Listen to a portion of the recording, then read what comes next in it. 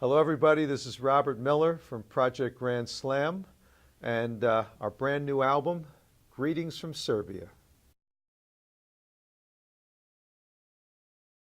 Last year in August, we performed at the Nisville Jazz Festival in Niš, Serbia. It was a fantastic experience, about 10,000 plus screaming, crazy fans, and two different stages, and just a wonderful situation.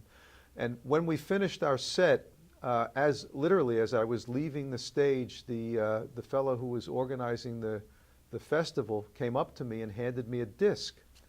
I didn't know what it was. He says, "Take a look at this. This is your set." And it was literally within a moment of when we finished our performance. When I got back to the States, I watched it, and it was a visual as well as audio representation of our performance, and it was terrific, absolutely terrific. And I knew at that moment that I wanted to consider releasing this as a live album. It's very, very hard to get live albums done properly.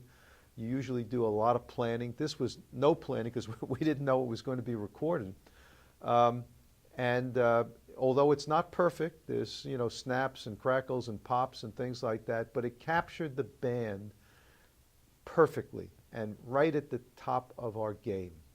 And there's nothing more satisfactory to someone like myself than to be able to say, we got the set done perfectly. It had the right feel, the right touch, the right everything.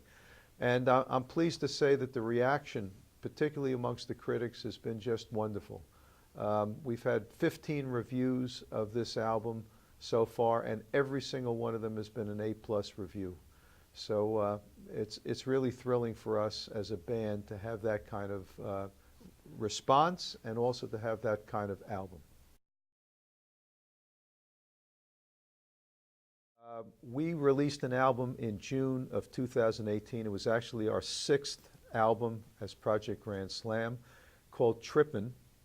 And I am very, very pleased to say that by August of last year, just about the same time that we were playing the festival in Serbia, that album went to #1 on the Billboard Contemporary Jazz chart.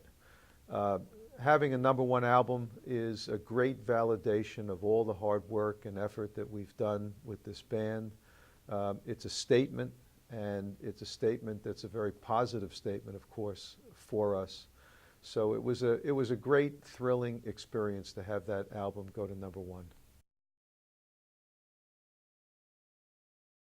We just went into the studio recently, and we recorded a brand new album.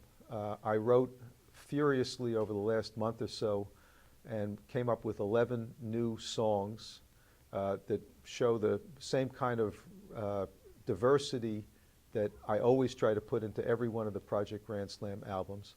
I also have taken another iconic song from the 60s and have made that into a Project Grand Slam song. That's become kind of a signature for us. I started that doing a Hendrix song several albums ago named Fire, and then we continued with a Kinks song and then a song by Cream.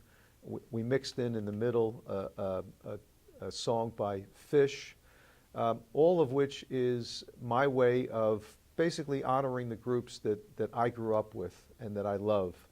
I don't do covers. I don't like the word cover because cover implies that you basically do the song exactly the way it was done originally, and I don't find that there's any creativity in that.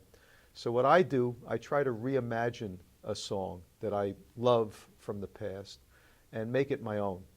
And we were able to do that on this album with a song by Dobie Gray called "The In Crowd" that was released in the mid-'60s. And the rest of the album, again, features a variety of stuff that I think is going to expand the Project Grand Slam image and sound the way that our past albums have done it. Each album I try to do differently. I try to extend and expand on what the band has done previously, and I think we were successful with this. I'm expecting that the album will come out probably towards the end of May or June as we're getting ready for the summer season in 2019. So a few months ago, I was, of course, disturbed greatly when I read about yet another mass shooting at the Tree of Life Synagogue in Pittsburgh. How many horrible mass shootings have we experienced as a country, from Connecticut to Parkland? And even while I was writing Tree of Life, there was yet another mass shooting in California. And I feel very strongly that as an artist, we have a responsibility to speak up and relate to events that are taking place in our world. And I think that the whole concept of mass shootings and nothing being done by Congress or our government to limit or eliminate these things is something that I needed to do something. So I wrote a song.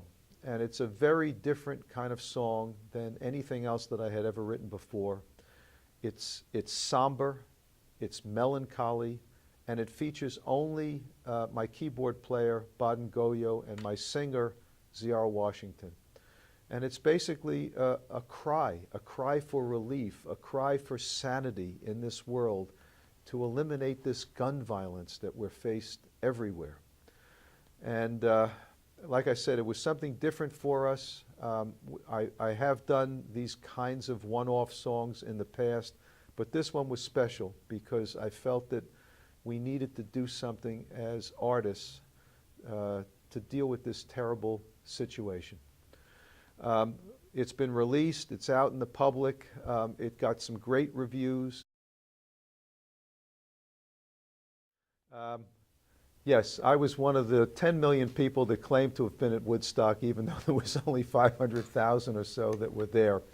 But I was there, and I was there for one day, and here's the story behind it. I was working in that area that summer in the show band at one of the hotels. This was in the Catskill Mountains. And about a week before the event, I drove through the back roads to the site of what was going to be the Woodstock Festival. It was a gorgeous day.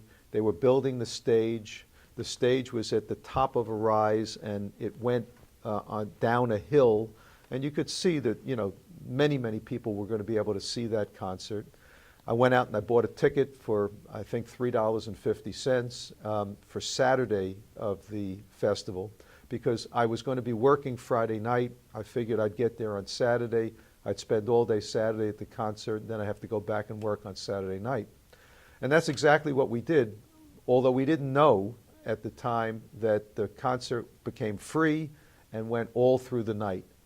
So we wound up getting there, a couple of friends of mine and I, at about 6 or 7 in the morning on the Saturday morning of Woodstock. Again, it was still a beautiful day. The sun was coming up. You had these 500,000 or so people that were in the audience. And I arrived at just the moment when Joe Cocker was taking the stage. And it was meaningful to me for two reasons. First of all, it was spectacular to hear and to see his band and to see him. But another thing that happened, which really came back to relate for me years later, what was the greatest song that he did at Woodstock? It was his version of the Beatles, With a Little Help from My Friends. He took a song that was written in one style and he made it his own. And I thought it was one of the highlights of the festival, and I remember it to this day. And so years later, when I was starting to think about taking songs from that era and making them my own, I really thought back to Joe Cocker and what he did with A Little Help from My Friends, and that was what led me to start to do these iconic songs as reimagined versions as opposed to just cover versions. So thank you, Joe. So the name of the new album is, again, Greetings from Serbia. And I want to talk for a second about the cover. The cover was done with a real purpose in mind. It was intended as a nod to Bruce Springsteen's first album, which was called Greetings from Asbury Park, New Jersey. Similar kind of way that the cover was put together. And I said to my art director, let's see if we can do something that is a tip of the hat again to Bruce. So he put together this, this cover as, in the way that he did. And, you know, the funny thing is we've had, as I said, something like 15 or so terrific reviews of this album. Not one has mentioned the cover, which kind of bothered me a little bit, because I kind of thought that everybody would recognize that I was doing something for Springsteen. But in any event, I just want to say that the album is available everywhere that you get albums these days. And by the way, we still use the word album, even though there aren't any albums anymore. It's available on iTunes, it's available on Amazon, it's available on all the streaming services that everybody uses these days, like Spotify and Tidal. So, and you can also get it just from visiting our website, which is projectgrandslam.com. So thank you so much. Hope you listen to the album. Hope you love it as much as we do. Ready to party? You ready to fiesta? Well, this is a carnival, and it's not just any carnival. It's the Queen's Carnival. 1, 2, 1, 2, 3, 4.